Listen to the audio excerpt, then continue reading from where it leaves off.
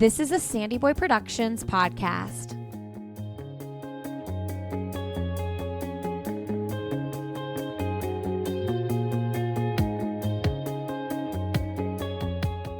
Welcome to Finish Lines and Milestones, a podcast for everyday runners. I'm your host, Allie Bretnacher, and if you run, you're a runner, and every runner has a story. Join me each week as I share these stories and we celebrate finish lines and milestones together.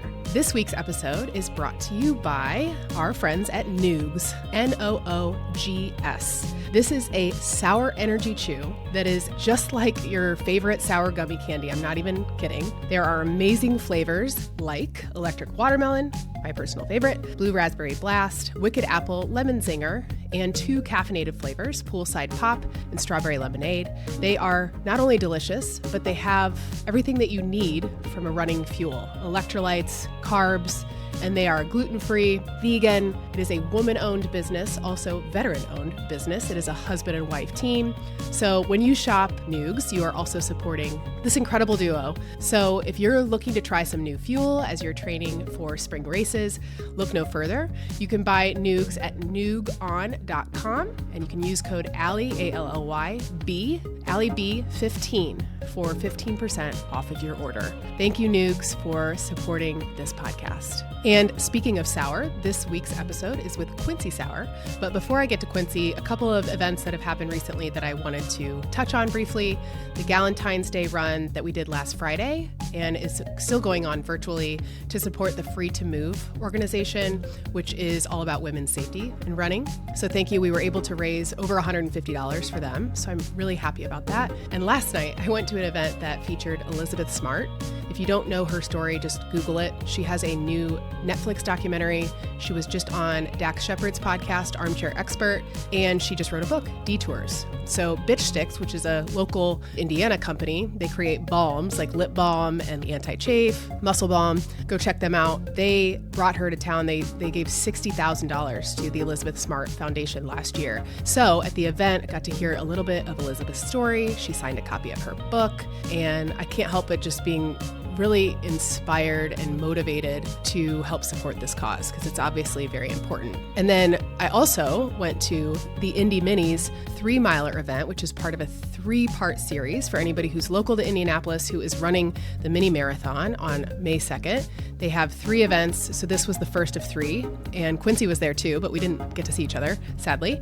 They had 1,600 people at this 3-miler. And then the 6-miler is on March 7th, and the 10-miler is on April 11th. So I will see you at the next ones. It was a really great race environment, so you can still sign up for individual ones, and it was a great way to mimic race environment and just have fun. So, all right, without further ado, I'm really excited to introduce you to Quincy Sauer. Quincy and I met, ironically, at the finish line of a half marathon, and we were introduced by Carlton Ray, who is the founder of the Indianapolis Monumental Marathon. So we talk about that and a little bit about our times spent on the board for Monumental. We talk about how Quincy got into running in the first place. Her mom signed her up. Spoiler alert, you'll hear more about that story. And we just talk about her running journey, her triathlon journey, and swimming a little bit too. So you might be inspired to sign up for a triathlon after this. And we talked about some of her traveling, her hobbies, and I can't wait for you to get to know Quincy Sauer.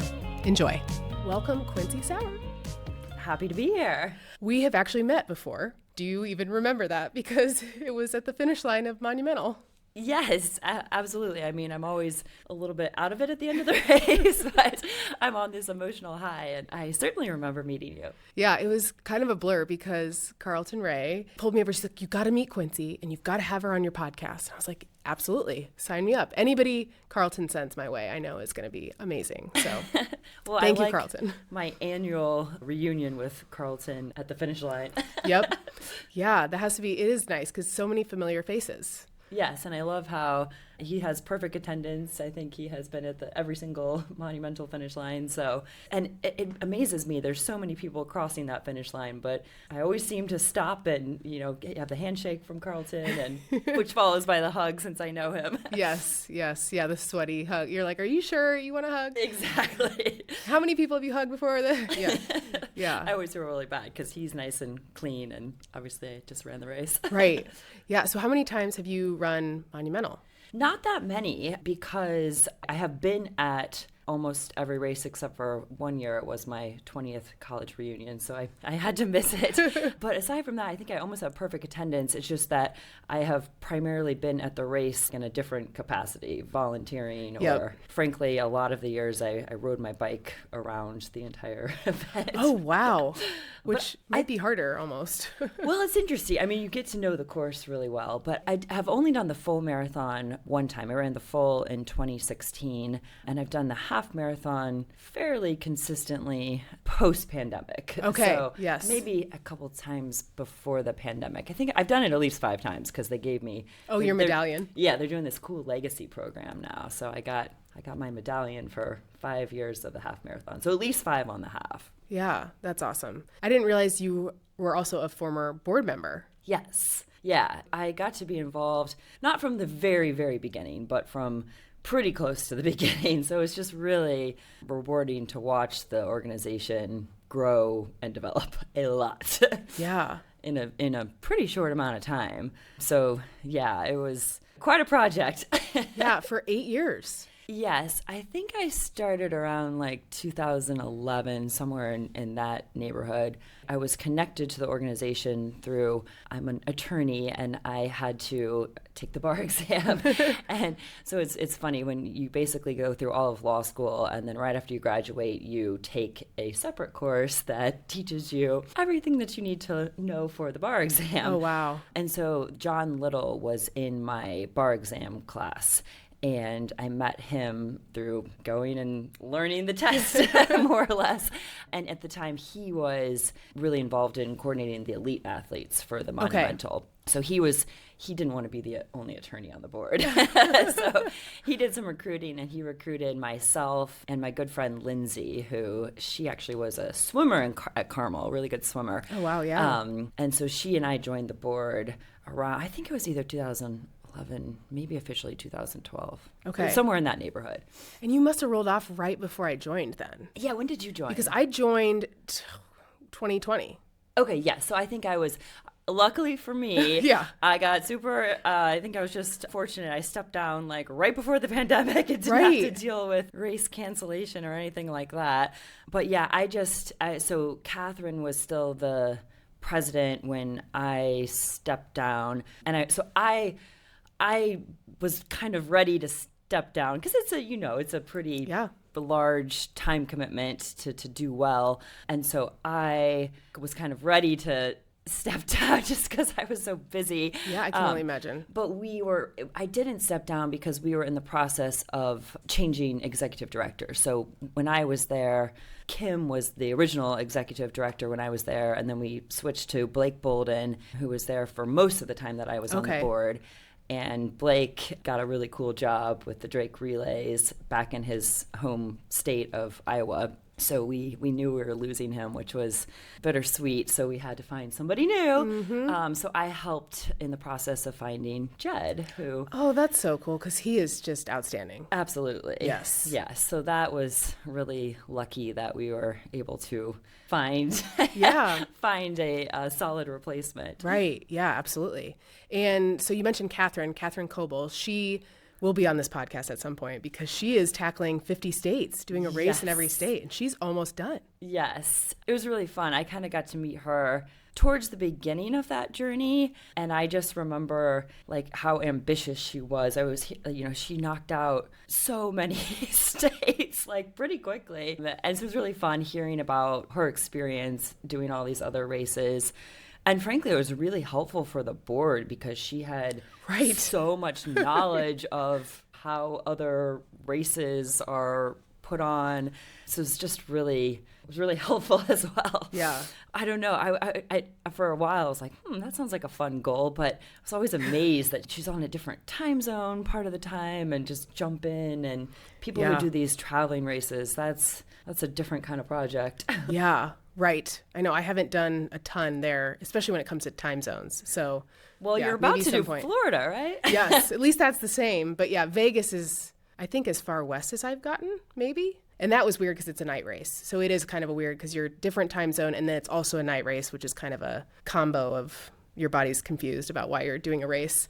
But yeah, I aspire to be like Catherine. She is the reason I was on the board. Okay. And so my sister-in-law worked for her at Borshoff back in the day. And so I actually left my software career during the pandemic. And my sister-in-law was like, hey, this organization's looking for board members. Oh, it must have been 21. Sorry. 21's when I joined, because it was at the end of the pandemic that I was like, okay, I'm not doing this anymore.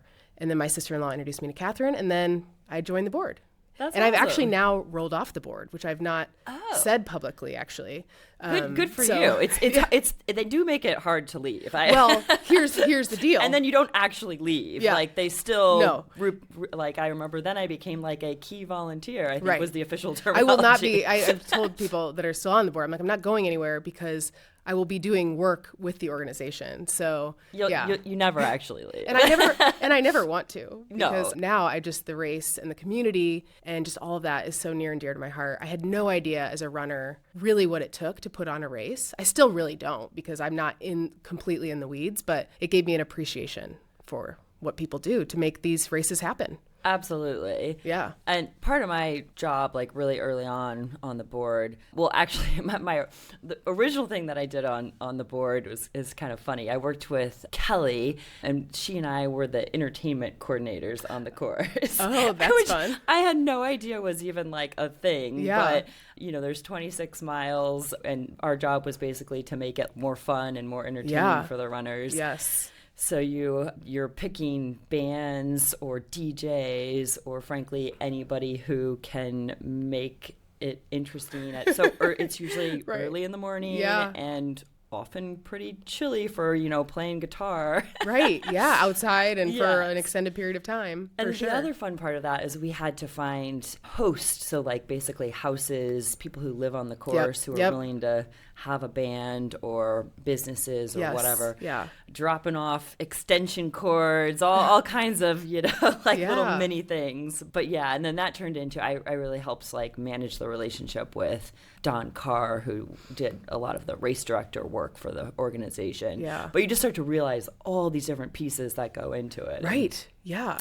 Okay. It's complicated. It's a lot. It's a lot. And so then you also realize, okay, when you go to complain about something or you think about something, you understand why things are the way they are. And it makes a lot more sense when you're like, when you're looking at it from the race side of things. So before we leave the topic of Monumental and the board, which I'm sure we'll still talk about, I want to hear about when you were working on the board when Hurricane Sandy hit New York, and then we had an influx of people. I don't know that I've heard many stories about that. Well, it was a while ago. Yeah. But I guess, and this is all pre-pandemic stories. So, the New York Marathon wasn't canceled very many times, but Superstorm Sandy was pretty bad. That was back, I think it was 2012. It was pretty early when, because I ran my first marathon, which was Chicago in 2012. I'm pretty sure it was the same year.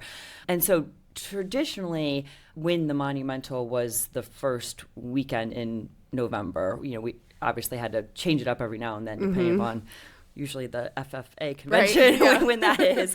But usually it's the first weekend in November. And so usually the Monumental was the Saturday of that weekend, and the New York Marathon is the Sunday of that same weekend. And so the year that the really bad storm was in New York, they canceled the marathon slightly in advance. So like the runners did have a little notice that it was canceled.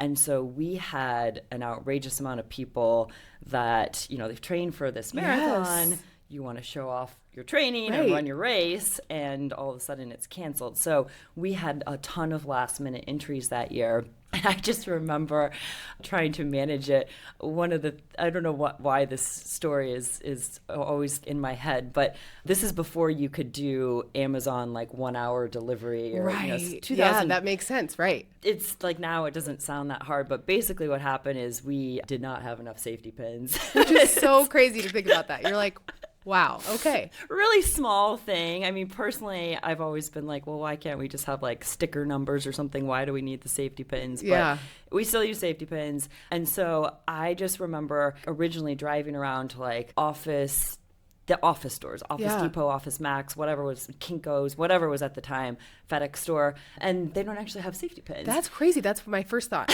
where I would go. Well, and I tried, obviously like Target, Walmart, those kinds of stores. But so I actually called my older brother in kind of a panic. I'm like, we need safety pins. Where do I get these? And I'll give him credit. He's the one that was like, Quincy, you should just go to all the dry cleaners in town.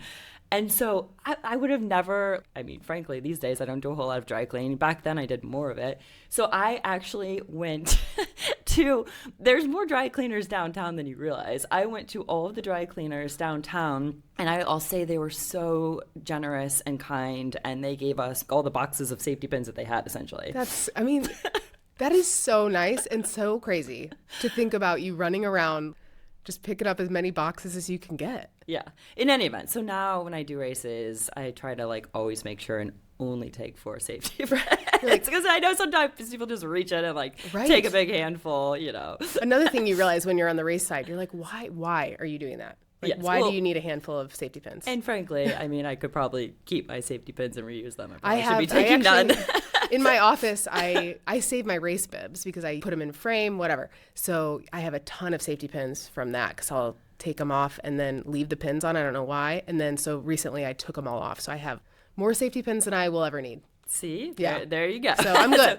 Luckily, it's easier. I just think with the quick delivery we're used to now, I think that problem would probably be easier to solve. It would literally never, at this point, wouldn't be an issue. Yeah. But that's crazy because it had to be, thousands of people. It was really interesting. We were honestly just kind of lucky. So at that point in time, we weren't, quote unquote, selling out the race. So right. I was thinking about that because I'm like, well, wouldn't it? Yeah. Yeah. It was such a guessing game of trying to figure out, you don't want to obviously order too much stuff and incur expenses where you have all these shirts and medals that. Right. You can't use them next year. Nobody wants the medal from last year. You don't want to have too much inventory on hand that's not worth anything, but at the same time you don't know, are you going to have all these last minute people? So now the race has grown a lot, it's a lot more popular, so I don't think something like that will probably happen because now it sells out in advance. But back in 2012 we did have a lot of last minute entries. It's so crazy, but also really nice that was an option for people there because Yes, people were so, and I frankly think that, a ton of different elements that help grow the race, but I do think getting more of a national presence, just having more people run the race from other states, they have a good experience, they go tell their run club or their friends, we get more people. Exactly. Well, and people who've never been to Indiana come to Indianapolis and run that race, and they're like, I had no idea. Yes. That's my favorite. Yeah. It's cold and flat, yes. usually. Yeah. Well, always flat, but sometimes usually cold. Yeah. So, I love that story. Thanks for sharing that. That's wild to me. Yeah, it's funny. You just remember the heat of the moment where I was panicked over safety pins. Yeah. And your brother. Wow. What a smart idea. Would have never thought of that. So, okay. Now let's go back a little ways to 2006. Okay. I love the story of your first half marathon where your mom signed you up. Yes. So tell that story. I love it. I actually talked to her recently this is a while ago. So, kind of remember things. So I was like, maybe I should double check with her. And it's accurate. So essentially what happened, I was in law school at the time.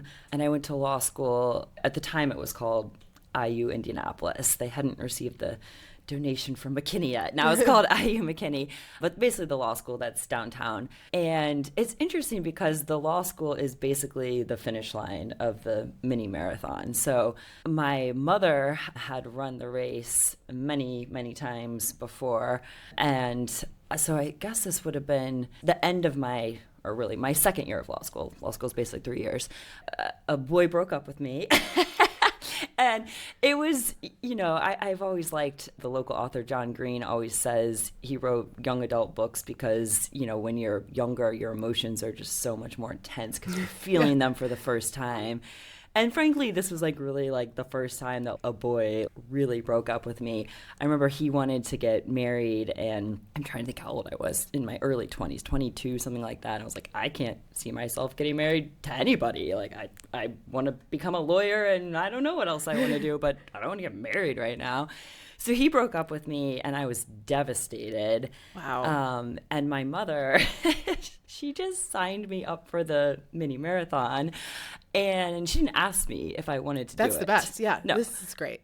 She just signed me up for it, and let me know that I was registered and the date of the race. And that is the first year I ran the mini marathon. So crazy. Which now you've run 20 times.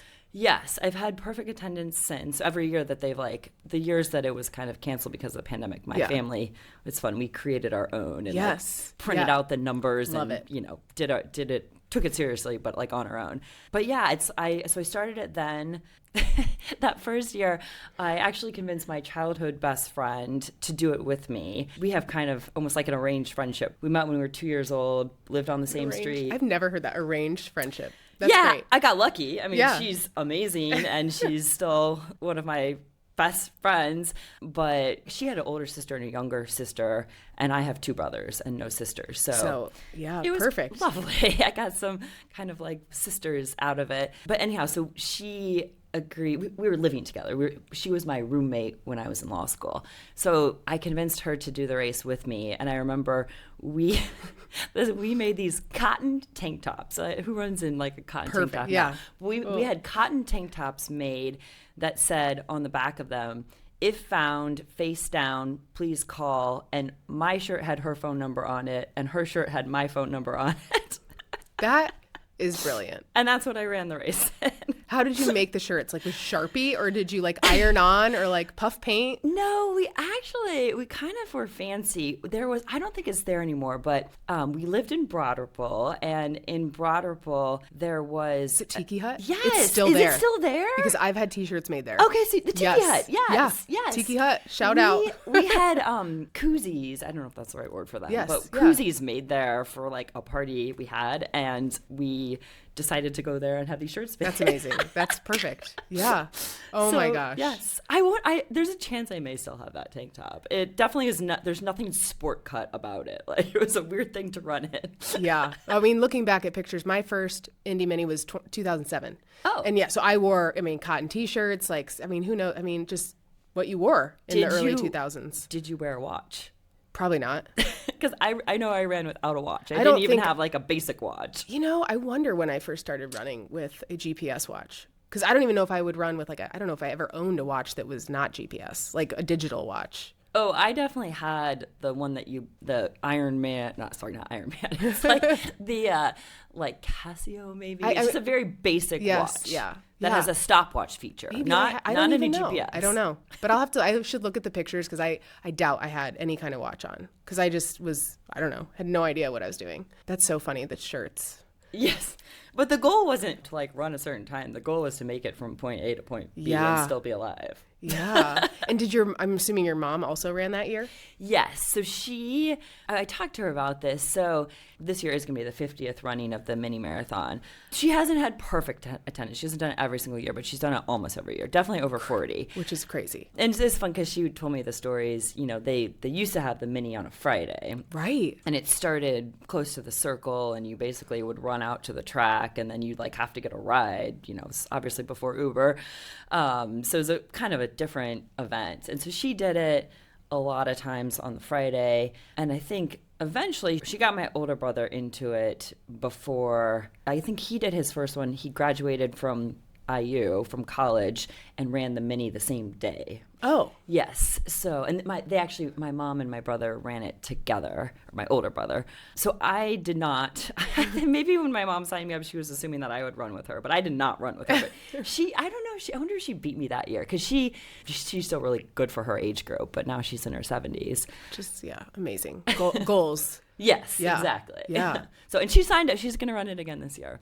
Yeah. Did you see the medal? Oh, I haven't looked at the medal yet. I think yesterday they just showed a picture of it, and it's really cool. Oh, I'm excited. I'm not really a medal girl, but the mini medals, I have so many of them. What do you this do one will with stand them? out. I actually have a Indy Mini medal rack that I made that has the logo. Yeah. And then all my Indy medals or Indy Mini medals are on there. Wow. So I don't have quite as many as you, but I have 18. This will be my 18th. You know, I get mine out once a year. And on the day of the race, most of my family runs the race, and then we always have this silly, it's usually the same day as the Kentucky Derby. So we have this like silly Kentucky Derby event, you know, that involves usually pizza, actually. Pizza and mint julep, it's a weird combination. Yeah. It's kind of lazy. And so it's fun to pull out. We kind of pull out the medals and like laugh at them. Because they used to be a lot smaller. They've gotten a lot bigger. Yeah. Like the first one I think I have was a tiny little race car that's like probably just barely bigger than a couple quarters. Yep. I don't know. Yeah. But I will say they've been fairly consistent on the cool, like checkered flag ribbon that's attached. Yes, this year it has I didn't see the whole thing, but it looked like it has like a gold line in between, but it's still checkered, but it's a little different. Okay. So I was like, okay, mixing it up a little. I'll have to take a peek. It's early this year, too. I think it's May 2nd, so earlier in May, which is exciting. Yeah, it'll be fun. Well, wow. Do you have any advice for people listening who might be doing it for the first time? Well, I think running has just evolved. I know when I did it, again, my goal was just to complete it. So, and I think, you know, if you are doing it for the first time, I think that's a reasonable goal. True. I don't think you have to like go for, you know, and clearly you're going to get a personal best because you haven't done it before. Right. So that's exciting. So I think, and there's just so many different ways to do the mini. So I play a lot of tennis these days. And one of the gals that I play tennis with, she ran the mini last year. And she sent me a lot of like the videos from her experience, and she stopped and like took videos of the people on the course providing entertainment, and, you know, took pictures with people in costumes, and she like really had a fun experience and just absolutely loved it, you know. Versus I just kind of ran the whole thing and then like talked to people when I was done. Yes, yeah. So there's so many different ways to do it. So I think you just have to figure out, I mean, I think if you want to set a time goal, I mean, I think that's fine. But I think it's fine just to like do it and enjoy it, you know, and then if you want to get addicted to it and keep doing it year after year, then then it's easier to maybe like, you know, set a more specific goal. Yeah, yeah. Are you a kiss the bricks girl? I've actually never kissed the bricks before. I've only done it one time. I do love, there's always photographers there, which is like kind of silly, but I do love being a spectacle and putting my arms in the air. Yeah, and, absolutely. You know, acting like I don't know, won the Indy 500 or something. Yeah. But I've never stopped to kiss the bricks. I'm not sure why. I get in the groove running. And I don't like to stop. Yeah. And once you stop, it's just so much harder to like get that rhythm back. So I agree with that. Stay in the rhythm. Yeah. I ran with two girlfriends. You know, we didn't really have a time goal. One of them, I think it was the first and maybe like the only time she ever did it. So we were, you know, they wanted to do it. So okay. I've never done it before, so let's do it. So they're, you know. So now are you always going to do it? No. I haven't done it since. That was, I don't know how long ago, probably 7 or 8 years ago. Oh, okay. So yeah. So now I'm like, nope, usually I'm not. I like to keep moving like you. Because It's the rhythm thing. You stop, it's just then you have to get the momentum again. It's just, I don't like to stop. Yeah, and sometimes the track is quite toasty. Also true. Just get me out of there. Yes. Yeah, people who've never done it before, I always tell them the speedway, when you watch it on TV, like the cars obviously go around that very quickly. And when you run it, it's 2.5 miles. It takes some time. You spend some time there. So just get ready to settle in and enjoy it because it's really cool. But it's also, it gets really hot and can be hard. I think if you haven't done it before, what you don't realize is there's usually, depending on the weather, so many spectators, especially lining, is it Main Street and Speedway now? Yes, that's such a great spot now. So a really good energy spot, like going into the track. And then when you like run down and up this hill to get into the track, that's always one of my favorite parts of the course. Mm-hmm. Everyone really like yells. Right. I don't know why, but it's kind of the echoes. Yeah. Mm-hmm. So you first get into the track and there's usually a water stop. Like I always try to take water or whatever they're offering right after you enter the track. And then you have, 2.5 miles. You pass a lot of mile marker signs on the track. But what people don't realize is that the general public isn't just allowed to like go in and cheer for you inside of the loop. So it's usually, I think they've had a lot of schools come and, maybe have their cheer team or whoever inside the track. But aside from that, it's kind of lonely. Yeah. Well, now they've added the Golden Mile. Oh, that's true. Yeah, to honor, fallen heroes. That's awesome. The Golden Mile really cool. is like, I feel like I've got like teary-eyed. Every time. Yes. Because you see all the families are there with the picture of their loved one. It just gives you such an appreciation for what you're doing. It's like, wow. It's intense. And it also like, it makes the temporary pain that you're in seem like really kind of trivial. This is nothing. Just keep moving. Yeah. I forgot about because they didn't originally have the Golden Mile. The Golden Mile is, it's probably been around for a handful of years now, but it is somewhat new. Yeah. But then once you get out of the track, getting back downtown, that part I think is brutal. It is. And it's like usually for me such a blur because I'm just kind of, after mile 9, you're like you're feeling it, you're in the zone. It can be, if it's a hot day, usually they have like, I don't know, hoses with like the mist coming out now if you want to cool down, which is good. But yeah, it's a long way back. I think as soon as you can see the river again, then mentally I'm like, okay, I'm going to make it. Made it. But the tricky thing is that final stretch, so on New York Street, it's not flat. It's not, it's not like a huge hill, but the subtle hill at mile 12 or almost 13, you feel it in your legs. You do. And you're just ready to go down the other side of the bridge. You're like, please get me. Yeah. Get me done. And that's where I wish I didn't know campus so well, because I always look up at the buildings and I'm like, okay, like I just have to get my body to the law school, which I'm really familiar with. Yeah. But then I look around and I'm like, oh, that's not the law school. I'm not there yet. Not quite. So what made you want to run your first marathon? Frankly, it was being on the board of the Monumental. Okay. So when I was asked to be on the board, I felt kind of phony because I was like, how can I be on the board of an organization that puts on a marathon and I have never run a marathon? This feels weird. Yeah.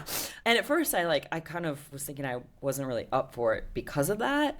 But then they explained to me essentially what they needed assistance with, and I was like, oh, okay, I think I might have something to contribute here. So, but frankly, it was just so inspirational. So I was at the finish line of the Monumental before I signed up for my first marathon. I think just watching people. I get really emotional at the start line and the finish line, really the whole event. It's so inspiring just watching. You just think everybody has their story. I don't know. It makes me more appreciate watching even like the Winter Olympics now. Absolutely. This is like the day to shine, but every step that it took to like get to this moment in time, that's what you really start to appreciate. So I think just watching people at the start and finish, I was like, I really need to do one of these. I wanted to run the Monumental, but at the time I was so intimately involved with kind of doing things on the event day that I didn't want to run that race. So instead, I signed up to run the Chicago Marathon. Now, the funny thing is, this was in 2012, so like you didn't have to enter a lottery. Right, I know. I did it before the lottery too. Yeah, you didn't. It was so. Like I didn't like sign up exactly when the entry went live. It's wild to think. It's so crazy to think about that. It wasn't hard to get into. Yeah, you just signed up. Yeah. So that was that was similar to my first mini. I just had no idea if my body was going to make it from point A to point B. Yeah. And I remember the really challenging thing about that is that was on a Sunday, and I had I don't say I had to work a lot more, but I was a lot less experienced in my career at that point in time. And so I remember having to work the next day and go to court. And I was like, oh, this is just brutal. Yeah. How did you train? So, good question. So for that particular marathon, I trained pretty much exclusively with Indy runners. Okay. And so the nice thing about the Chicago Marathon that I did in 2012 is again, I convinced my childhood best friend to do it. Oh, what a great friend. I also convinced my, like, it's weird ranking your friends, but maybe my, like, closest friend from law school. We had lived together, so, get a little closer when you live together.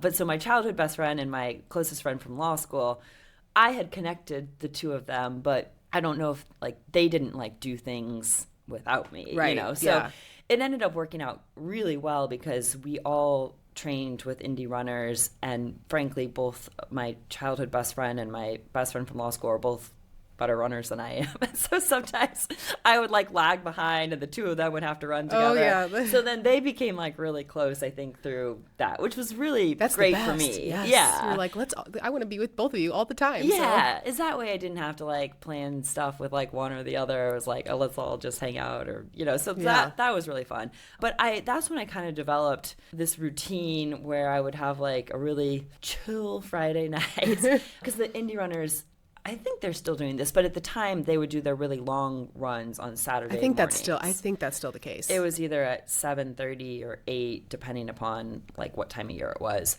when the sunrise was.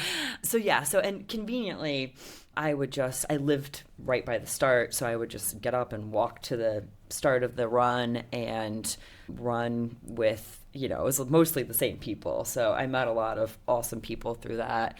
Now, the funny thing is so they also had runs, Tuesdays they were running from Hinkle Fieldhouse, I think Thursdays as well. Some of them were from local running stores, but I did do most of my running with them. I wasn't really good at like running by myself. Yeah. It's hard. Yeah. So I'm not sure my training was that great. Well, so I mean, checking off the long runs is the hardest part, really, at least from my viewpoint. It's like you got to just at least get that in. You get the time on your feet and the miles, you can figure it out. Well, I remember like when I did my first one thinking how bizarre it was, how like I would go run the mini marathon and like people would like celebrate, oh, you ran the mini, I feel so good about myself. But then when you like train for a marathon, you run so many half marathons and further, And a half marathon day is a short run. Yeah.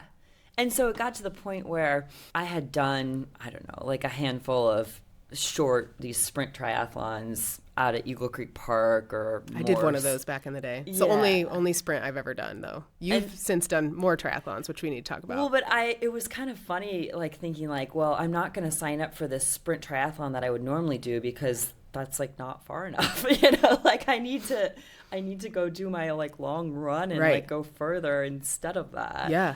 But it, as you know, like once you just do, the coolest part about running a marathon is it just shifts your perspective forever, because then anytime in the rest of your life that you run a half marathon, when you cross the finish line, you're like, oh, I'm actually done. Like I don't have to go do that again. Yeah. I always tell people too, people who have never run a marathon always are like, well, oh my gosh, I get to the end of a half marathon. I could never imagine doing that again. It's like, well, you train in a way that's not how it'll feel if you train the right way. Yeah. But yeah, at the end of a half marathon, you don't want to go another 13.1 usually. So yeah, and that's really what had kept me from signing up for one before I was on the board, is just thinking like, well, I know that how hard that last mile of the mini, which is really like the only half marathon I run at that point in time, is, and like I feel like I've trained and I barely feel alive on that last mile of a mini. Like how do people actually run a full marathon? Like I don't think that's possible for me. But the board, it was more than the board. You just start meeting like, if you get involved in the entire running community and realize like, okay, like there's people that know a lot about this, and you can put together a plan and actually achieve it, and then it gets very addicting. And then you're like, what else can I do? Exactly. So at what point did you find triathlon? You mentioned the sprints. Did you kind of get into those as you were running a little bit, or? Yeah, so good question. I was a swimmer growing up, which is kind of funny because I was like a okay swimmer. I never actually swam year round in my entire life, which most of the real swimmers, would swim year round. I did other sports. So like during swim season, I would like only do swimming. Are you from What part of? I went to Pike High School. Okay. Yes, Pike won state in basketball my sophomore year. Oh, that's fun. So it was really fun. We were a pretty good basketball school. Not a swimming school, but I was a freestyle sprinter, so it was kind of useful. So we had a couple decent swimmers, so we'd get to go swim against Carmel in the state meet, and they would obviously smoke us. But so I always, I don't know, I always liked swimming. I feel like it was before, like, I don't know, mental health and meditation were kind of talked about. It was kind of my way of just like, okay, like letting everything filter through my mind. You're just swimming back and forth. Obviously you can't talk. Yeah. So I always liked swimming, and I have kind of long, lanky arms, so I was like decent at it. So I was trying to find a way to get a little bit of swimming back in my life. And so I think when I first graduated from law school, a little shortly after that, I got my first ever road bike that was like very, very basic. And I just did like a handful of like shorter, like really short triathlons. But I was not, like, I didn't really have any idea what I was doing. Yeah. And then I kind of got really into running, and I basically forgot about my bike. And I didn't really get back into cycling until April of 2024. So I took a really long time. And when I first got into cycling, it was like fake cycling. Like, I just didn't know what I was doing. Right. And I think it's kind of an intimidating, running, not that running's easy to get into, but like at least running, you need a pair of shoes. Right. You don't even need a watch if you just want to run around, but yeah. Basically, the shoes are the most important piece, and you can at least like attempt to start. Cycling's a little more challenging. It's just like more equipment involved. So I didn't really get back into it until I was like, I need to set a new goal. I toyed around with doing another marathon. I think the challenging part about a marathon is like it almost requires you to be a specialist, it's a lot of time running. Mm-hmm. And I like variety. I like to do lots of things. Yeah. So I was like, I think I just want to set a goal that involves running, but like maybe running and something else. And I was really looking into events that involve running and swimming because those are the two I feel okay at. Yeah. I didn't really need the bike. And there's a handful of events that, do running and swimming, but there's a lot more events that do running, swimming, and biking. So I was like, okay, I'll finally figure out the cycling. Well, let me attempt to figure out the cycling piece. So in April of 2024, I got a road bike that was still very basic, but like a slightly nicer. And I started riding with this program called the Divas, which is awesome. I got so lucky. So that 2024 was the second year for the Divas. They started in 2023. And is that an Indiana thing, or is it like a broader thing? It's kind of a cool story. So the Divas started in Tulsa, Oklahoma, which is kind of random. Yeah. And I'm basically like outside of the cycling world. But when you grow up in Indiana, there's a lot of people, I've realized that Little Five, I didn't go to IU, but Little Five is like a really big deal at IU. It's a cycling race, and I think people go to IU like not knowing anything about cycling or being involved in cycling, and because of Little Five, they like get into cycling, or at least I've now met a lot of ladies that was their entry. How they got into it. Yeah. Meanwhile, I was just like partying and never went to the race during Little Five. Yeah. My exercise in college was certainly minimal. Yeah. Like walking to class, if that counts. But so in any event, so for Indiana being so flat, it's amazing. There's like a pretty awesome cycling community. And so what happened is that this Tulsa group, they were trying to solve a problem, and the problem is that cycling is like predominantly like a male sport. It's the same actually in triathlon. It's similar. There's just a lot more gentlemen that do it than ladies, and so they're trying to find a way to introduce more ladies to the sport. And so Tulsa, they have a really big bike race there. I've never been to it, but it's a crit race, and it's like a huge race on the circuit. A whole community gets into it. So through that race, they started this group called the Divas, which was a group to get women into cycling. So there is a gal in town here, a local gal named Jennifer, and she basically like approached them and was like, hey, we'd like to do something similar in Indianapolis, or it's frankly like the central Indiana. Yeah. You know, like, would you mind kind of like giving us some pointers for getting started? Quick break in the show to tell you about another sponsor of this podcast, Amazfit. Amazfit is a global smart wearable brand that designs smartwatches, fitness trackers, and health technology for active lifestyles like ours. I have their smartwatch, Balance 2, and use it for running, and also it's my everyday watch. The only time I take it off is when I shower to give it just a little bit of juice, but this battery life lasts 21 days. So I love that. I don't have issues with charging like I did with my previous watch, and it's also a great price point. So if you are looking to upgrade your watch this year, perhaps for your next training cycle or race, look no further. The price point for the watch I have, the Balance 2, is $299. So if you look at other watches with the same functionality, you're going to be spending 2 or 3 times that. So it's a great option to consider if you're looking to upgrade, but you're not looking to spend a ton of money on a new watch. If you would like to check out Amazfit, you can go to amazfit.com. That's AMAZFIT.com. And you can use code ALLYB, ALLYB, for 10% off of your order. Thank you, Amazfit, for supporting this podcast. And now back to the show. You know, like, would you mind kind of like giving us some pointers for getting started? And then they were so helpful. Apparently they were just like, use our name, use kind of all of our stuff. So that's so nice. Indianapolis, or really Central Indiana, is the second chapter of Divas. And so the organization, sorry, I say chapter, they're not related. Divas is actually underneath a nonprofit in town that like is related to cycling. Okay. But anyhow, so Divas is just awesome.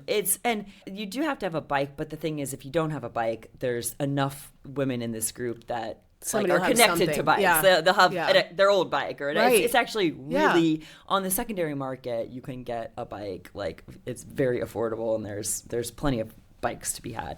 But yeah, you essentially get a bike. So I had like no clue what I was doing, and show up at this first ride. The way it's set up is every Thursday night there's a bike ride, and there's if you're like, oh wait, so the guys have a ride that's basically across the street, and the women that are really fast ride with the guys. But the Divas ride is just all ladies.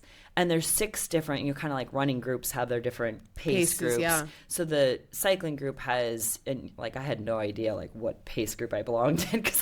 How do they do it? Like miles an hour? Yeah, I was like, I have no clue. Like all I knew how to do was like cruise down the Monon. Yeah. And, like I go like 8, maybe 10 miles an hour. Or how do you even know how fast? I guess depending on the bike you have or equipment you have, is how you find out. And so you learn how to like ride in a group, which I forget I had to go through all this in running. I mean, it's silly, but like you kind of learn how to run in a group, which is not that complicated. Obviously, don't run into people, but there's some etiquette involved in like calling out potholes or whatever it is. Yeah. So you kind of learn how to ride in a group, and then eventually figure out like what pace is good for you. But I just remember I didn't know how to. We have to stop and obey stop signs and all that stuff. And I just remember asking people like, well, which foot do you unclip, your right foot or your left foot?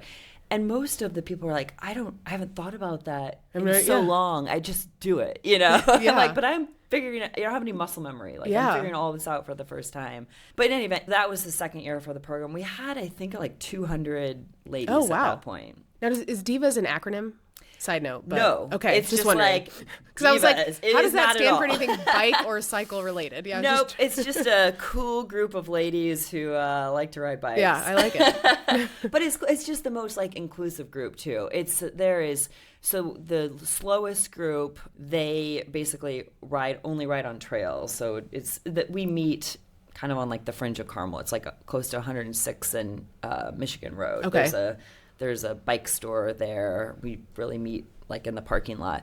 But so the group that goes, they ride on like trails, and then you keep kind of, as you progress, or if you want to ride faster, you go a little further. And then there's the one group, all the groups are named after, I don't know, artists. And so the fastest group is called J-Lo. Second fastest is Madonna. Fun.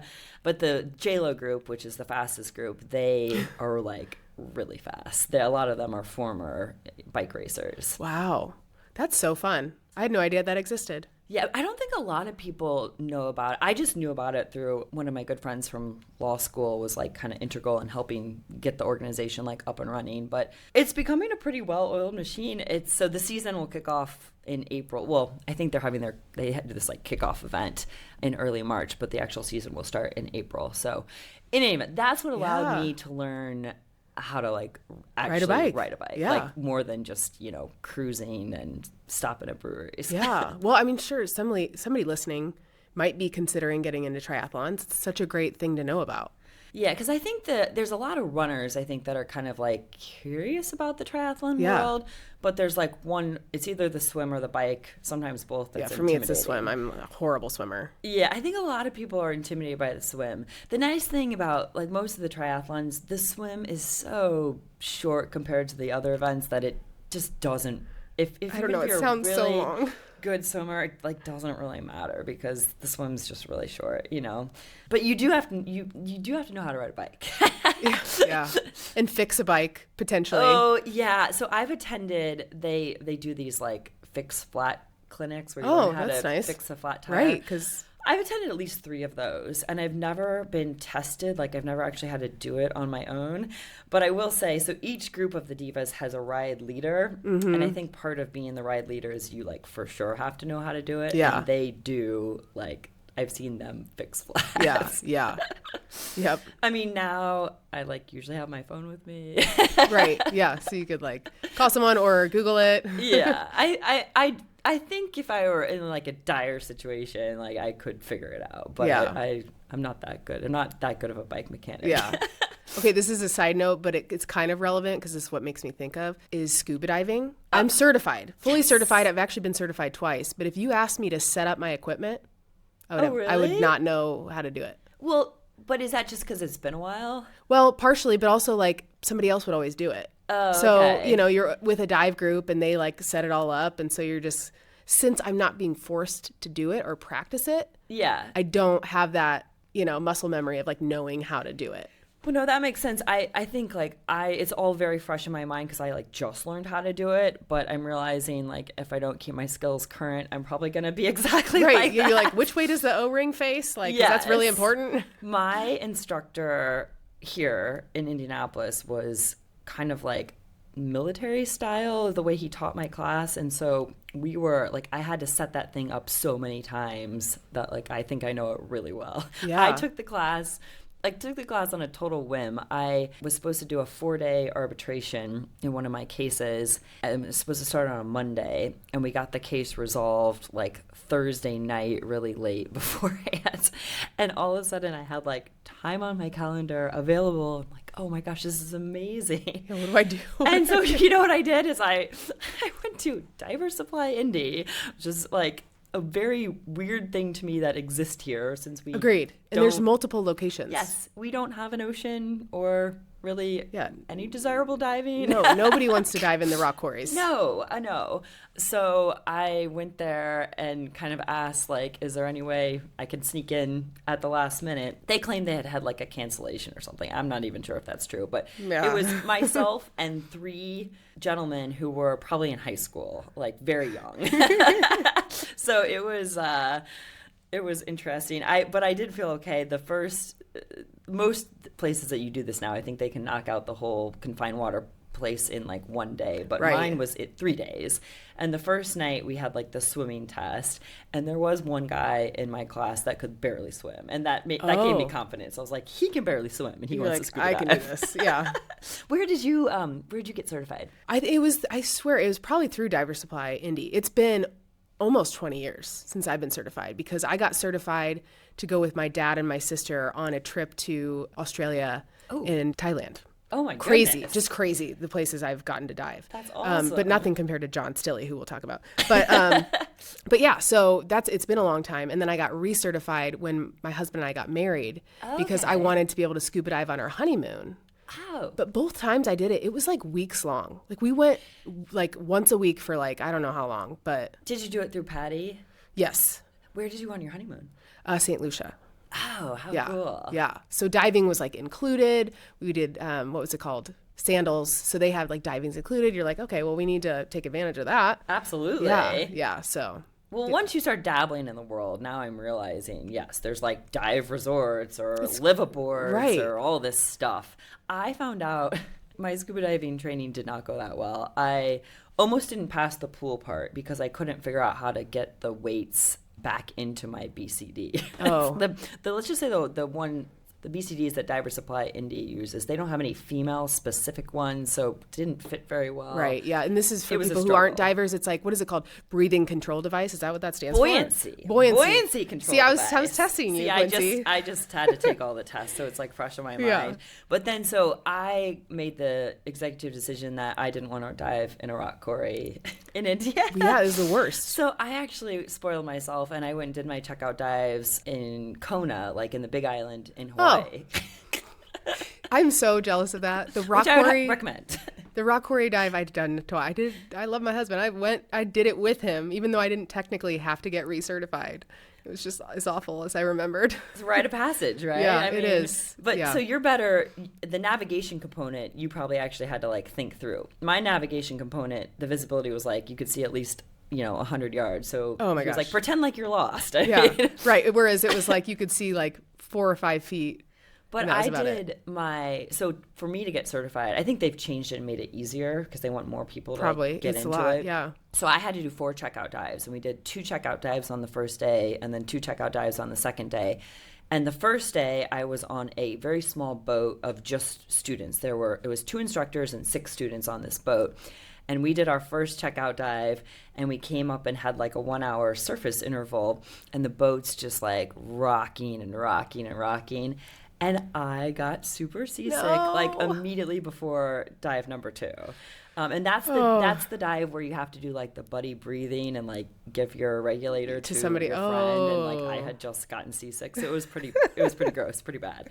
And I was gonna stop there, but I somehow went to the day 2 and actually got certified. That's funny. Yeah, now it's fun. I've seen somebody throw up underwater, which actually I don't know how you then breathe again. I don't know, but they did. I'll let you know. You have to keep your regulator in your mouth. It's pretty disgusting. However, the people that are diving with you actually appreciate it on some level because the fish just I remember because all of a sudden we were like, where are these fish coming from? And then you could see, and you were like, somebody was like, miming what had happened, and you're like, oh. Yeah. It's crazy. Anyway, like tangent. Now I take the medicine. Now there's like a seasick pill. Yeah, I take that too when I've gone. I mean, it's been a long time for me since I've dived now.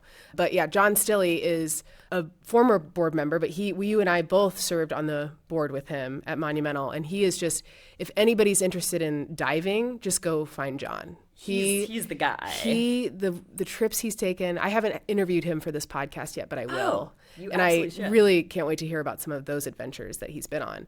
But a couple of themes for you, Quincy. It's like you've traveled a lot, and then you also are a lifelong learner with all these, like, I don't want to say random hobbies, but kind of random hobbies like scuba diving, and now the classes you're taking to learn stand-up comedy, which is so cool. But I want to explore some of those more, even just alongside running. But yeah, you've been a lot of places too. Yes, I like to travel.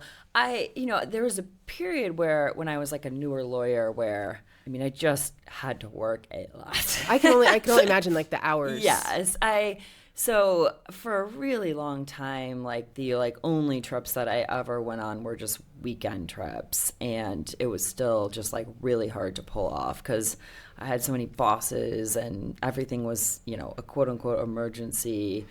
I just kind of didn't have any like autonomy or control over my own schedule. So that was challenging. But thankfully, I kind of, you live and you learn.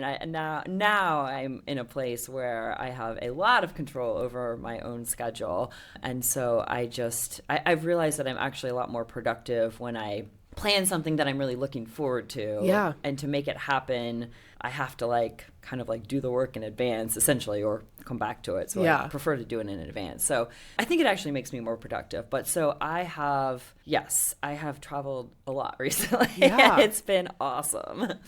And it's fun because I try to incorporate, a lot of times I try to find a cool event that I want to do somewhere else. They're not marathons. I like that. Well, they I was going to ask that too. Maybe it's a bike ride or a swim, sometimes a run. I did do the Boulder at one point in time in Colorado, which was fun. But mostly, or a lot of times it's also just like a really awesome hike, something like that. Yeah, I love that. Yeah, when I think about doing international races, for me, it's like I want to pick a place that I want to go and then find out when their race is.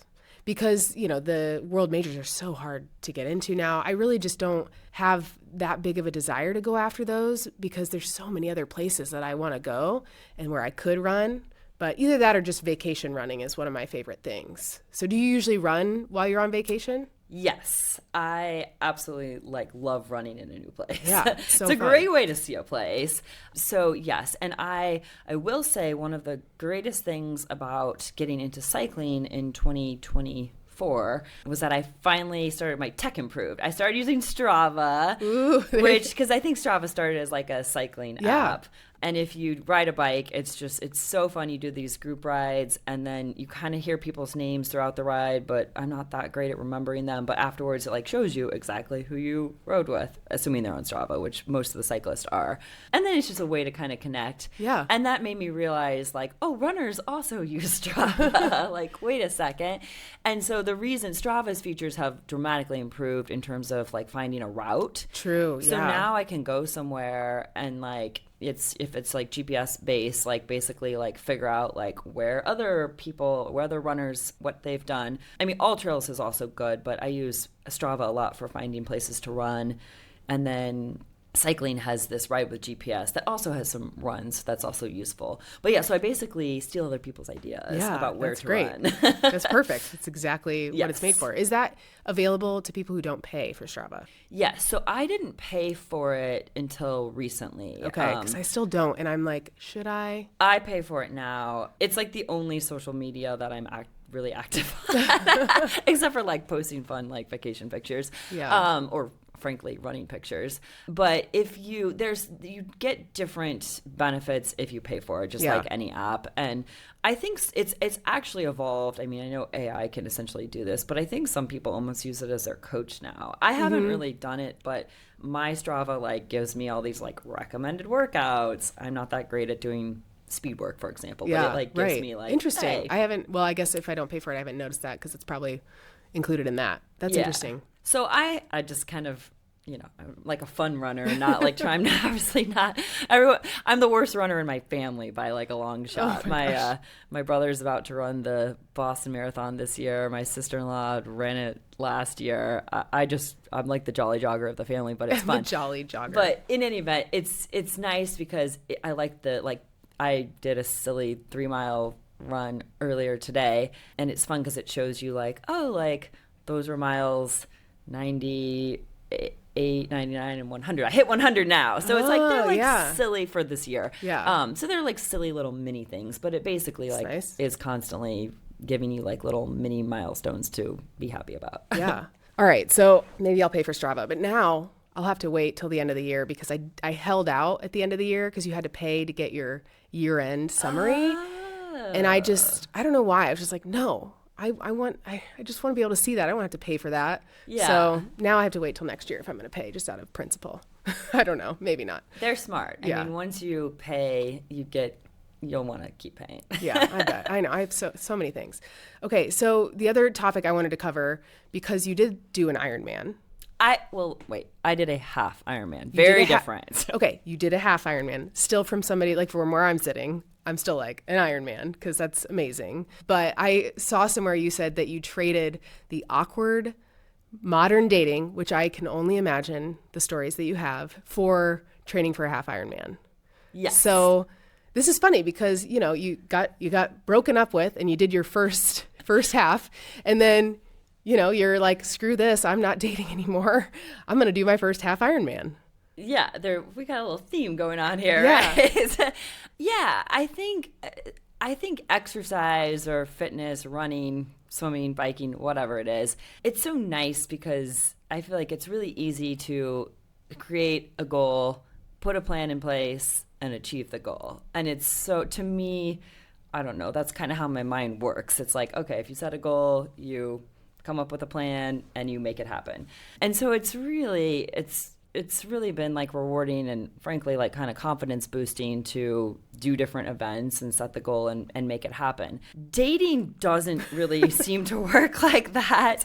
I mean, you know, obviously like human relationships are complex, but I think when I was a lot younger, I was so focused on like work and career, I probably didn't make dating a priority. And then at some point I shifted and I feel like dating was like my main priority, you know, like kind of like I have to like find a husband immediately, and was kind of like dating from a place of panic, maybe, which is not really where you want to be. Yeah. And so I think I just started realizing, so I think there is a general kind of like frustration about technology is fantastic. I mean, I was just telling you how much I love Strava, but dating has also like kind of become really entrenched in technology, which has its perks. I mean, I certainly have like friends that have really like healthy, happy relationships from, and technology was kind of the boost to have that relationship. Yeah. So like there's a lot of happy stories, but it's also made it so like it's outrageously easy to meet people, right? I mean, it's so easy to meet people. And it kind of makes you realize, like, I mean, there's also just like an outrageous amount of options. You know, you could go, if I wanted to like go on a date every day next week, I could probably make that happen. You know, like, I mean, it's wild. So the capacity kind of gets like overwhelming.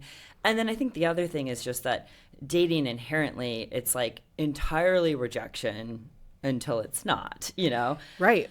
And it's fine when like both parties aren't interested in each other, that's easy, that's fine.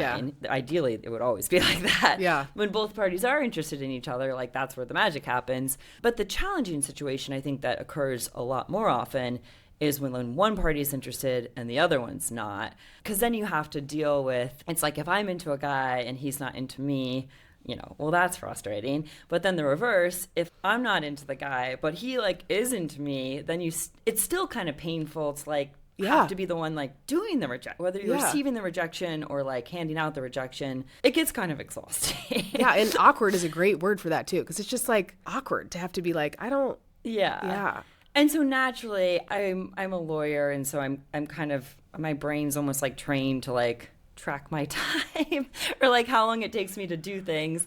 And so I feel like at some point I was like, I wasn't like writing it down, but I was kind of like paying attention to like how much time dating was sucking out of my life. Right. And it's just between like, let's say that you connect with a potential partner on Hinge or Bumble or whatever dating app. There's all this back and forth that happens before the date's even set up. Yeah.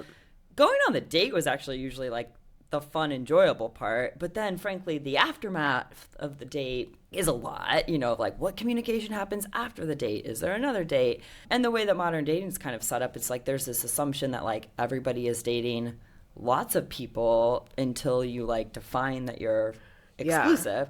In any event, so I was kind of in a confusing situation because I was trying to make it my top priority. I was like, I want to find a life partner.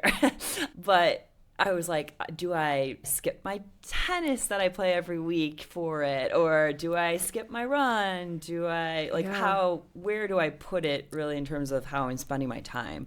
So it wasn't going well.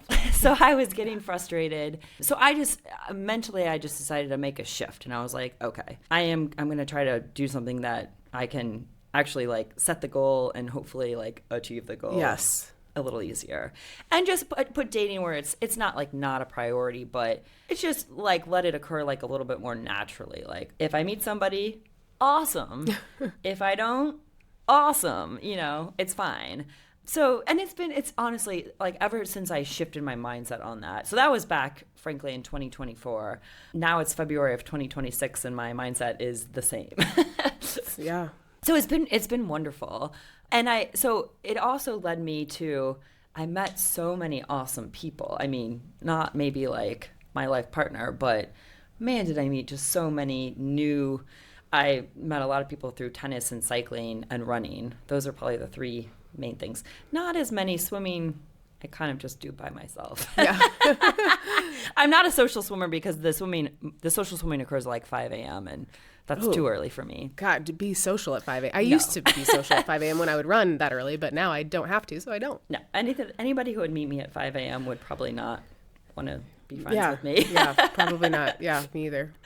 So it's been, but I don't know. I've watched my, other friends kind of go through like struggles where I think sometimes the struggle, it's really frustrating if you're dealing with something that it feels like you like have no control over, you know. And that's where I think I just have always loved, I feel like at every point in time since I signed up my mother signed me up for the Mini in 2006. I have actually signed myself up for the other races. And she doesn't sign me up anymore. But that'd be nice, I always it's expensive now. Yes, I know, right? It really is. But it's just nice just to have like a race lingering so that I have something to train for. Yeah. It just puts me in a good mindset. So, yeah. Yeah. And where did you do your half Ironman? So I didn't make the best decision on this. I did the one in Louisville, Kentucky, because I was thinking, it's not that far from here. They used to have a full Ironman there at one point in time, and they stopped that event. I've heard like conflicting stories as to why they stopped the event, but they stopped it. And then they brought it back for the first time in 2024 as a half Ironman. And so I had always wanted to do a half Ironman, but I don't know. Like I didn't know the cycling piece. So I was like intimidated by it. The Divas frankly like allowed me to like actually pull off this half Ironman. So I picked that race and I signed up for it.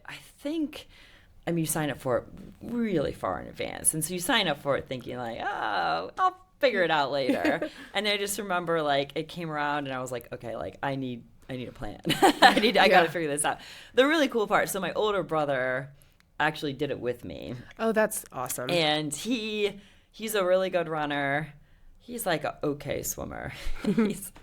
I think I beat him in the swim. And he could be a good cyclist if he put some effort into it. If he wanted to. I mean, I feel like runners did not. If you don't want to, then you're not going to spend the time doing it. Yeah. So it was really fun. In retrospect, I think they actually are not doing the race. They did it last year. The year I did it, the race sold out like very quickly. They did not sell out last year, and I don't think they're even doing it this year because there's a couple problems with that race. It is hot. It is extremely hot. It's a summer race. It's in August, or it was in August. Yeah. And so a half Ironman, like, I'd say you're going at it all day, but like you're not done early in the morning. Like it gets hot and you're running last. Yeah. So, and then the other thing is that the bike course is really like rolling hills, which I actually appreciated. Like I had fun on the bike course. As like the bike, you swim in the river, and then you bike on these rolling hills. But here's the kicker: the run, not flat at all. Like no piece of the run was flat. You were just running hills the whole time.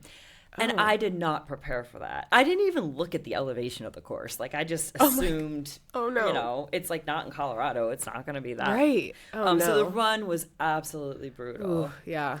I still haven't decided. I was thinking the other night, I was like, this is a weird would you rather question, but the question is basically, would you rather run 13.1 miles and then run another 13.1 miles, which is basically a marathon, or do 70 miles, which is basically swimming 1.2 and biking 56 miles before running a half marathon. Because it's kind of the difference between a marathon and a half Ironman. I don't know what the answer to that one is. Yeah. There's more logistics involved in a triathlon than running. And what I did not get right at all was the nutrition component. I was proud of myself for figuring out the bike, but I'll say the thing I didn't figure out is how to eat while riding a bike. That sounds hard. Which you kind of have to do. So I figured out how to drink. So I got fluids in my body during the bike, but I just didn't get any calories in my body really, which was a problem trying to run afterwards. No. Yeah, that sounds really brutal. All around. There's definitely like a learning curve to it. But I don't know. I crossed that finish line and I was super happy. And I ate the most food I've ever eaten my entire life that night. I mean, I went to this Cuban restaurant and just like ate everything they had available. I ate so much food. Yeah.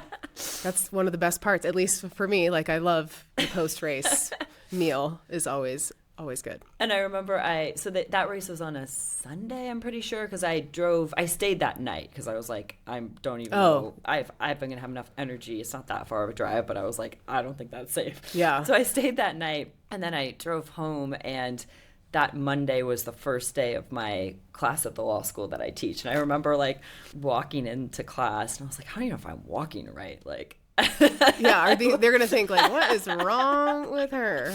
I was pretty tired. Yeah. But no, it's cool. It's just cool to set like I don't know, just to do something kind of different.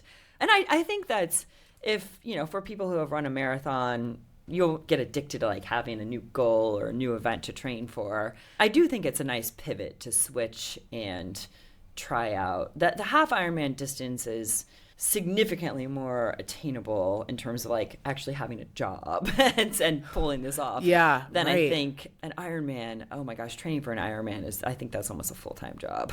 Yeah, I always say this now. I mean, I just have no desire to do that. No. But, I guess you never know. Because I also, when I started this podcast, said I would never do an ultra marathon. And now I'm like thinking, now I'm thinking, well, it seems like I could do that. Yep. But you just keep getting crazier and crazier. Right. But the problem is like the people who are like on the outside, like these are usually my tennis friends that are like not runners. They always invite me to play tennis on Saturday morning, and it's usually, no, I'm doing some race. Right. Or I'm doing some long run. And they know by now that it's very rare that I will play tennis on a Saturday morning. That's kind of my sacred running time. Mm-hmm. But I'll like tell them what I'm doing, and they like think I'm like completely insane. Right. Like, you have no clue. Like right. there are people that are like way crazier than I am. Well, I feel like, one of the downsides of social media is that it seems like running a marathon is not that big of a deal in my running algorithm, right? And you think, wow, what? That's, to a normal person, does not compute. Like half marathons, even, 5K, 10K are like, a big deal. And I think I've kind of lost sight of that. When you're just in the world of it, you realize how big of a deal it really is. Oh, yes. Yeah. Yeah. Especially if your normal world is social media on Strava. You'll feel very, it's easy to feel very inadequate. Right. You're like, what? Or you're talking to people who've done like crazy things, and you're like, okay. Yes, absolutely. Yeah. Okay.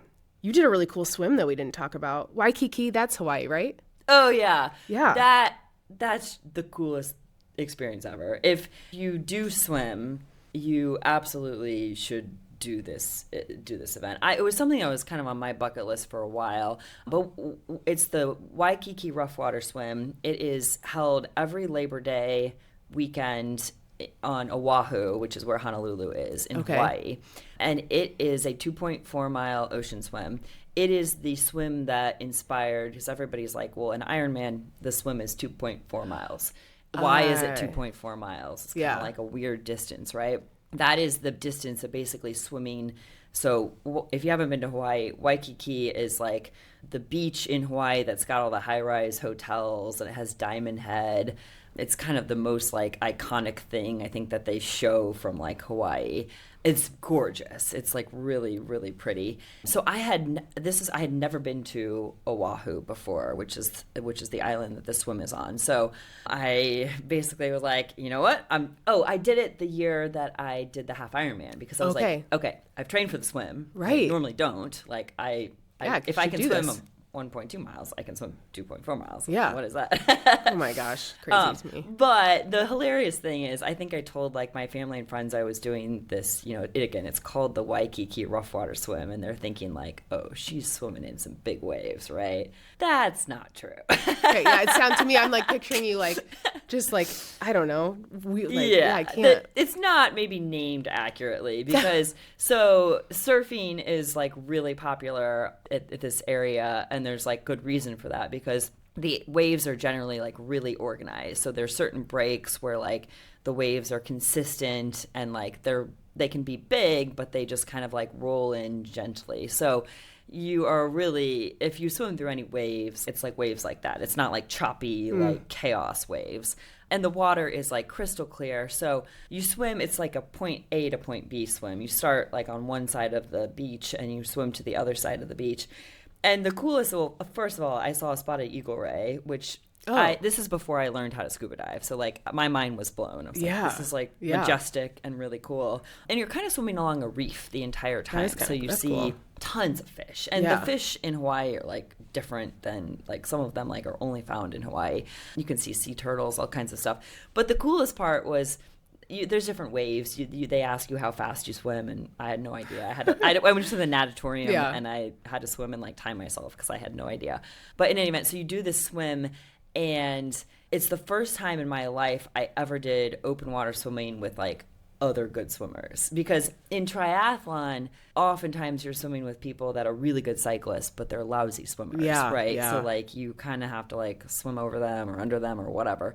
But this was just so fun because you're just actually swimming with like other swimmers. So it was awesome. And that same day I went and like did the Diamond Head hike where you like hike up and you can like look over the whole Honolulu area, and you have like this bird's eye perspective. It's cool. So if you do want to do the swim though, so it's every Labor Day weekend, except for, I thought this was kind of interesting. This year is like the only year they're actually holding it the weekend before Labor Day, because they always plan the event around the jellyfish bloom.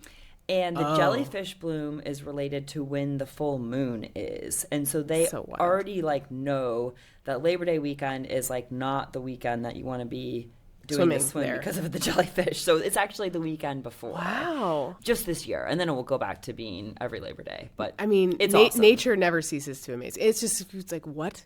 Yeah. Thinking about that is mind-blowing. That's so cool. Do you get a medal at the end of a swim like that?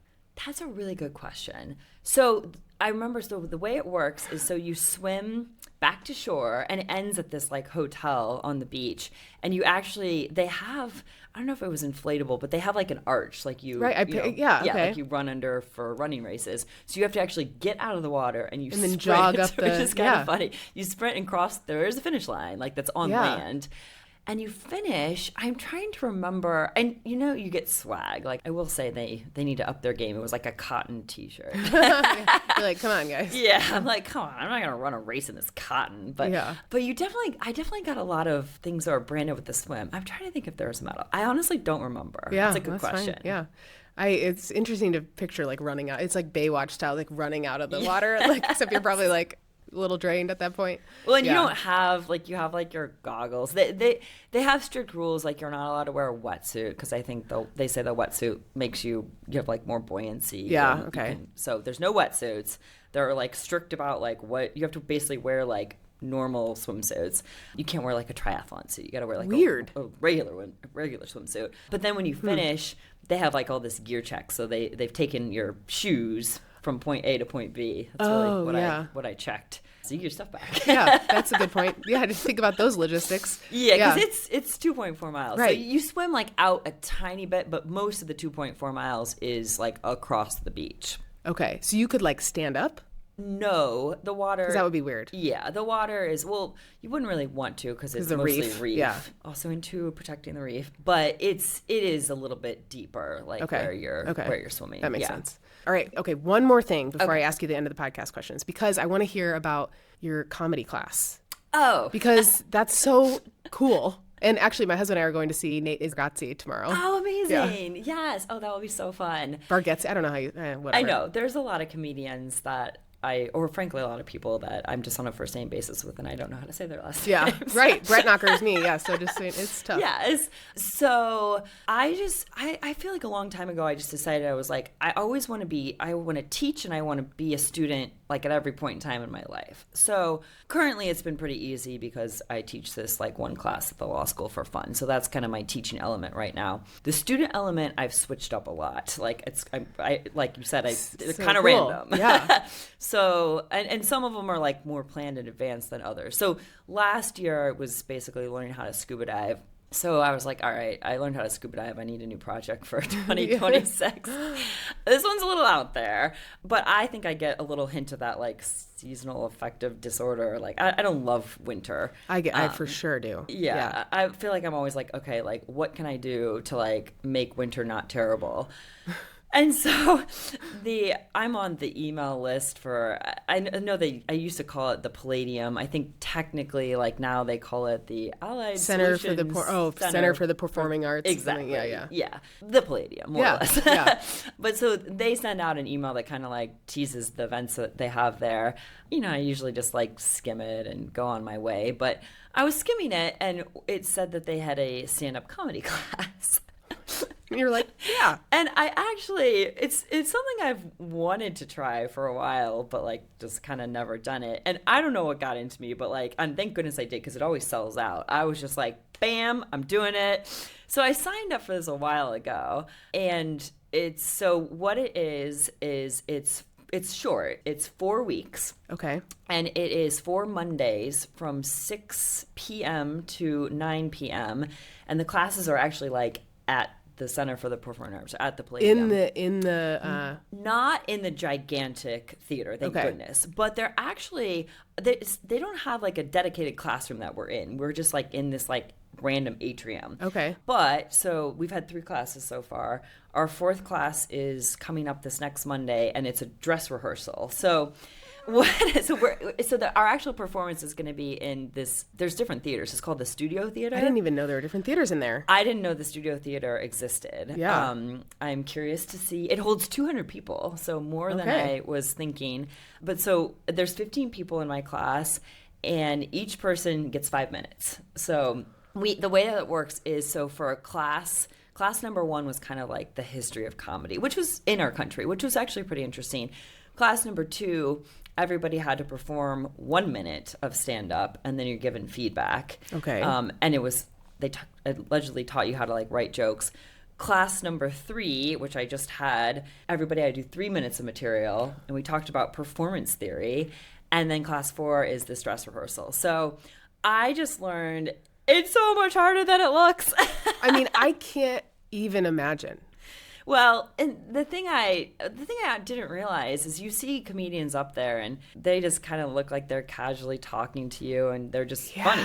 They have a funny personality. Right. But I've learned there's so much more work that goes into it, like ahead of time. I mean, people are like really like writing jokes, and you workshop them. So you see like kind of like some things like actually work with this crowd, some things do not. Oh my gosh, yeah. So I've actually learned a lot more than I was anticipating. I'm terrified. My show is a week from today. I've got a bunch of, it's convenient because it's over, Zionsville has like this winter break, so like most of my family is going to be out of town, which is great. Oh man, I bet they're bummed about that. Well, I know, they're like, is there going to be like a live stream, or is it going to be recorded? I don't know the answer to that. Maybe I'll ask on Monday. Oh my gosh. But in any event, so I've got a bunch of my tennis friends are coming, so we'll see. But it's very satisfying when you can make a room full of people laugh. That would be fun. I could see where you get addicted to that.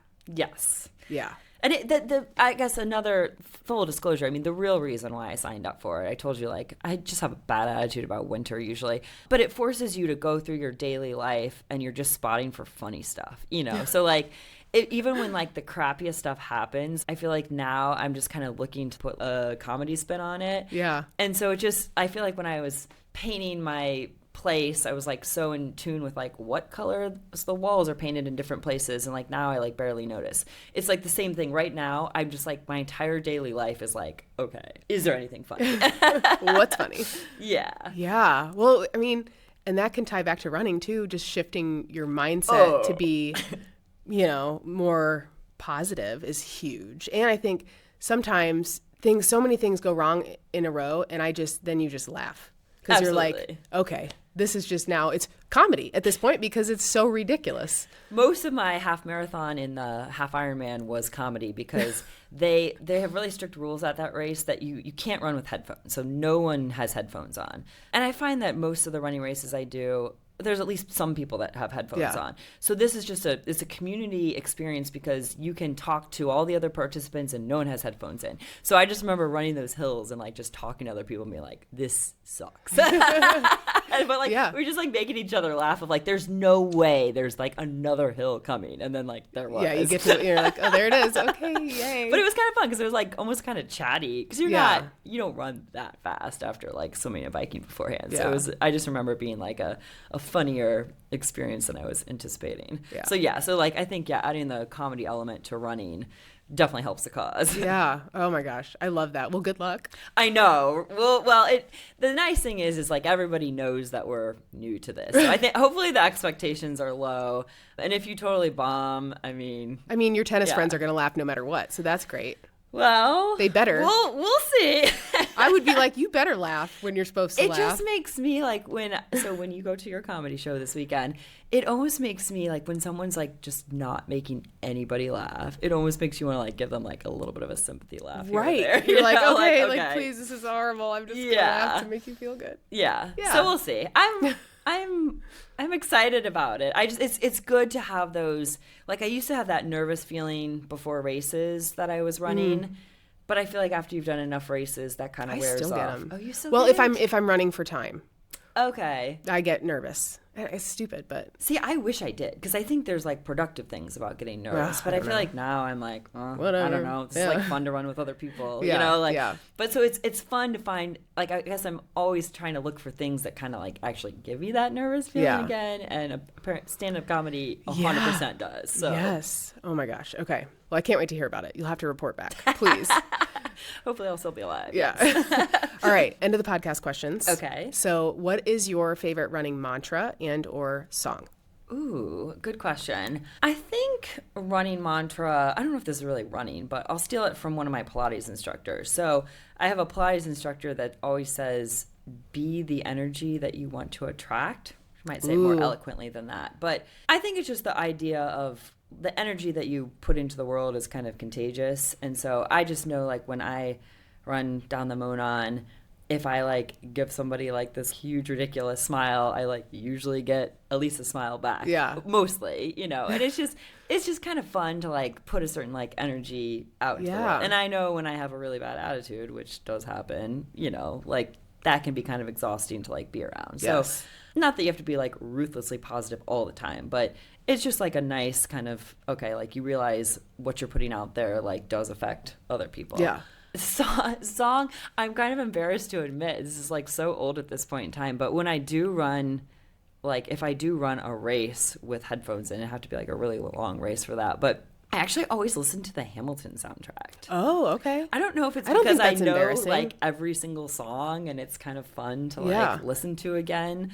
But I think that for some reason, like, it just gets me, like, really, like, amped up to, like, run. And a lot of the songs have, like, a nice kind of, like, rhythm to them. Yeah. Where it, like, works with your steps. Okay. Yeah, I don't think that's embarrassing. I bet there's other people that have said that. Or well, like, it's just old at this point. Yeah. Or, yeah. Okay, and then next finish line or milestone. Obviously the mini. Well, tomorrow I'm going to go run the mini miler. Oh, me too. 3 mile. I don't know if that counts. This is obviously really short. But the 3 mile one, it feels kind of silly. I live in Broderpool and like to like drive downtown and run 3 miles. But I like supporting the cause. Yes, and it's a series. So they do a 3 miler, a 6 miler, and a 10 miler. Yep. So the 6 miler and the 10 miler, I guess, are maybe a little more important because they're longer, but the 3 miler kind of like gets me in the mood, right? Yeah. It's kind of the kickoff, I guess. So I'm going to do that tomorrow morning. I've never done it. Oh, they're great. Well, they moved it. I've done them for a long time. They've moved them all over the place, but it's the same place it was last season. And so they're at they started the Fulling Warehouse, which that new neighborhood was, I guess it's not new, but there's a lot of new restaurants. There's like just a lot of new stuff happening there. And it's great. I'm excited. But warning, Side Door Bagel is close to there, and it is like outrageously popular. So if you want to go there, you got to like have a strategy and like. Can you order online? I think you can. That's a good idea. Because that could be. Yeah, I've never done it before, but I think that they do have that available. But it is worth the wait. It's like I remember last race I did. Granted, it was a longer than 3 mile over there. I went to Side Door Bagel afterwards, and I was like, oh gosh, this is really good. But no, so tomorrow morning, and then I'm going to do the mini and at least the Monumental half. But I think this year I'm going to try to swim a 5K.